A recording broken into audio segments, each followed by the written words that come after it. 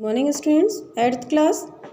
कल हमने जहाँ तक पढ़ लिया था उसके आगे पढ़ाने जा रही हूँ।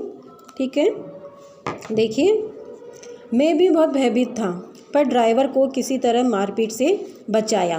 1.5-2 घंटे बीत गए। मेरे बच्चे भोजन और पानी के लिए बहुत व्याकुल थे। मेरी और पत्नी की हालत बुरी थी। लोगों ने ड्राइवर को मारा तो नहीं, पर उसे बस से उतारकर एक जगह घेर कर रखा।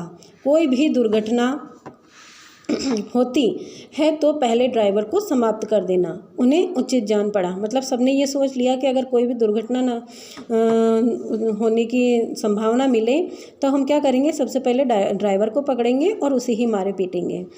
मेरे गिड़गिड़ाने का कोई विशेष असर नहीं पड़ा। मतलब मैंने बहुत समझाया सबको, लेकिन कोई विशेष असर नहीं हुआ। इसी समय क्या देखता हूँ कि एक खाली बस चली आ रही है और उस पर हमारा बस कंडक्टर भी बैठा हुआ है। उसने आते ही कहा, अड्डे से नई बस लाया हूँ, इस बस पर बैठिए। वह बस चलाने लायक नहीं है। फिर मेरे पास एक लोटे में पानी और थोड़ा दूध लेकर आया और बोला, पंडित जी, बच्चों को रोना मुझसे देखा नहीं गया। वहीं दूध मिल गया, थोड़ा लेता आया।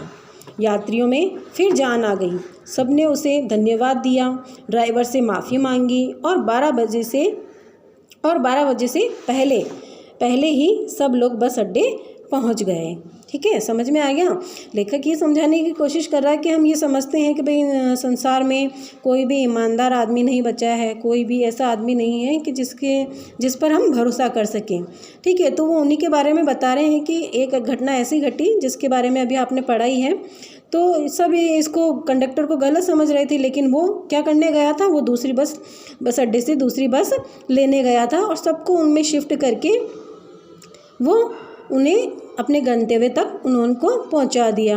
और जो बच्चे, पंडित जी के बच्चे रो रहे थे, तो उनके लिए वह थोड़ा सा पानी और दूध भी लेकर आया, क्योंकि वो लगातार उन बच्चों का रोना सुन रहा था। तो उसने क्या कहा कि मैं इनके लिए थोड़ा सा दूध और पानी भी ले आया हूँ। चलिए अब आगे देखिए।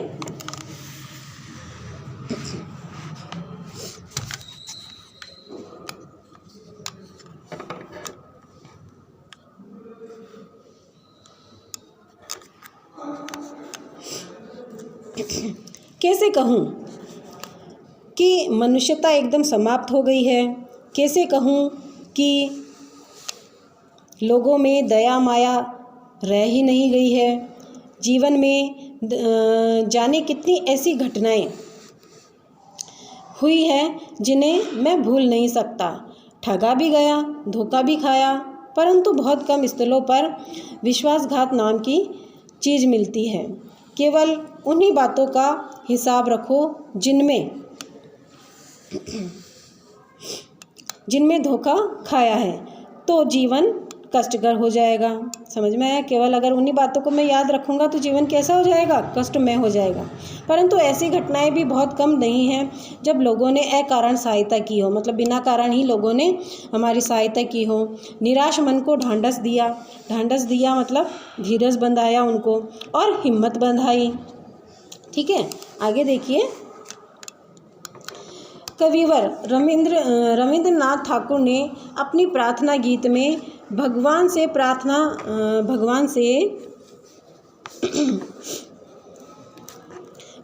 प्रार्थना की थी, संसार में केवल नुकसान ही उठाना पड़े, धोखा ही खाना पड़े, तो ऐसे अवसरों पर भी हे प्रभु मुझे ऐसी शक्ति दो कि मैं तुम्हारे ऊपर संदेह न करूं। ठीक है, रविंद्रनाथ ठाकुर क्या कह रहे हैं अपने प्रार्थना गीत में, और भगवान से प्रार्थना कर रहे हैं और कह रहे हैं कि हे भगवान, कि संसार में केवल अगर मुझे नुकसान ही उठाना पड़े, धोखा ही खाना पड़े, तो ऐसे अवसर पर भी हे प्रभु मुझे शक्ति देना कि मैं तुम पर संदेह न करूं। मतलब मैं तुम पर से अपना विश्वास न उठाऊं। मनुष्य की बनाई विधियाँ गलत नतीजे तक पहुँच रही है, तो इन्हें बदलना होगा। वस्तुतः आए दिन इन्हें बदला ही जा रहा है, लेकिन अब भी आशा की ज्योति बुझी नहीं है।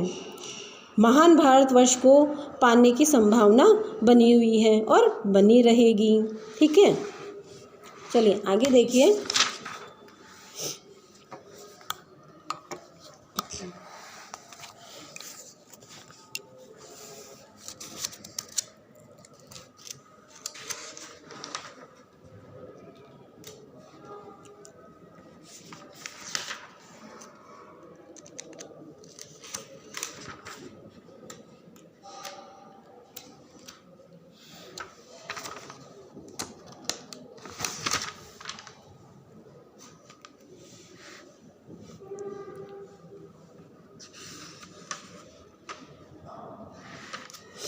एक लाइन छूट गई थी इसमें से।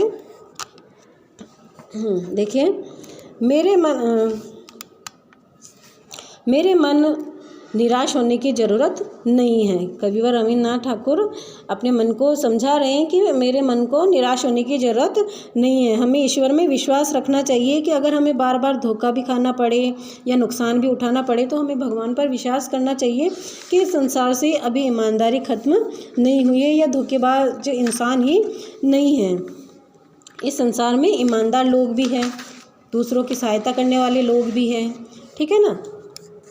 चलिए, ये चैप्टर आपके कंप्लीट हो गया है। अब इसके क्वेश्चन आंसर आपको करने हैं तो वो मैं आपको बता देती हूँ, तो आपको आराम से कर लेने हैं। ठीक है, ये फर्स्ट क्वेश्चन है। लेखक ने स्वीकार किया कि लोगों ने उन्हें भी धोखा दिया है, फिर भी वह निराश नहीं है। आपके विचार से इस बात का क्या कारण हो सकता है? ये इसका आंसर इसी के साथ लिखा हुआ है, तो मैं आपको दिखा रही हूँ। ठीक है, धीरे धीरे आपको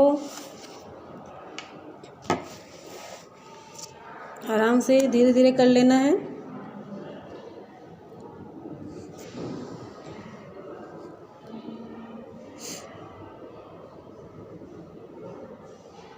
देख लीजिएगा, दिख रहा है ना आपको? ये क्वेश्चन आंसर है, ये करने हैं आपको नोटबुक में। और नोटबुक में करने के बाद आप स्कूल में आकर के हमें चेक भी करवा सकते हैं नोटबुक।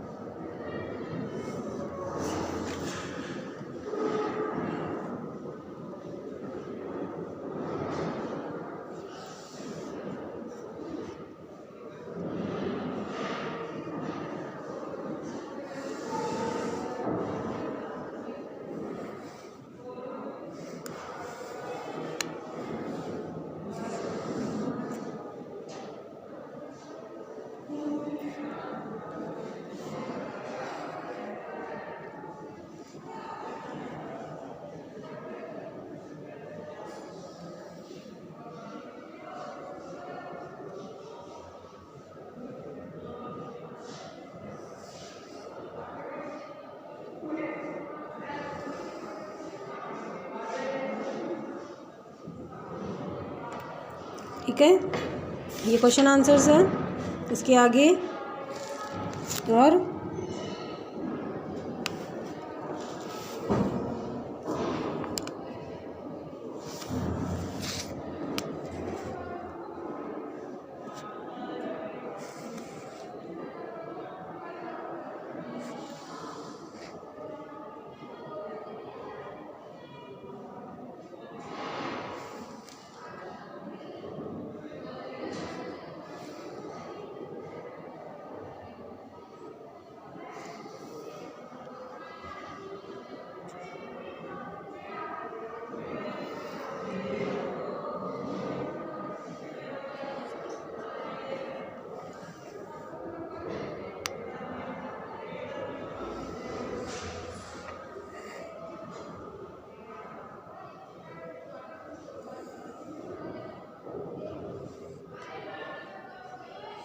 ये कंप्लीट हो चुके हैं आपके क्वेश्चन आंसर। ये आपको अपनी नोटबुक में करने हैं, ठीक है। और नोटबुक में करने के बाद आप ये अपनी नोटबुक चेक कराने के लिए स्कूल में भी आ सकते हैं, ओके, ठीक है। 1 तारीख से आ सकते हैं, ठीक है। आज के लिए बहुत है, ओके, बाय बाय।